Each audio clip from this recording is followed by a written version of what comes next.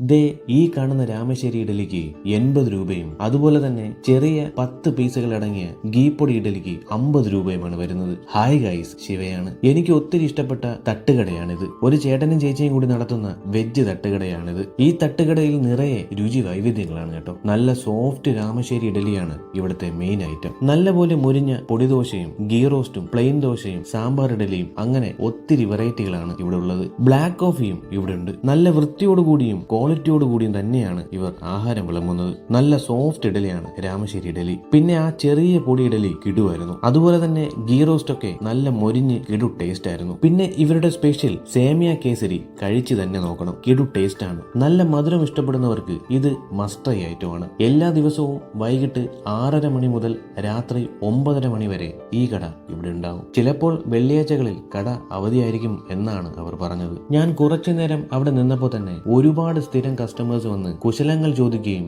അവർക്ക് ആവശ്യമുള്ളവ പാഴ്സൽ വാങ്ങിക്കുകയും ചെയ്യുന്നത് ഞാൻ അവിടെ കണ്ടു. അപ്പോൾ എനിക്ക് പറയാനുള്ളത്, കടയുടെ വലിപ്പമോ ലൈറ്റുകൾ കൊണ്ടുള്ള അലങ്കാരങ്ങളോ സെലിബ്രിറ്റി ലുക്കുകളോ അല്ല, മറിച്ച് അവിടെ കൊടുക്കുന്ന ആഹാരത്തിന്റെ രുചിയിലാണ് കാര്യം. അപ്പൊ ലൊക്കേഷൻ വരുന്നത് പൊടിയിടലിയും കട്ടനും സൗത്ത് ഫോർട്ടിലുള്ള മുരുകൻ ടെമ്പിൾ സ്ട്രീറ്റിന്റെ വലിയ ആർച്ചിന്റെ അടുത്തായിട്ടുള്ള തട്ടുകട. വീഡിയോ ഇഷ്ടമായാൽ ഫോളോ ചെയ്തേക്കണേ. Bye guys.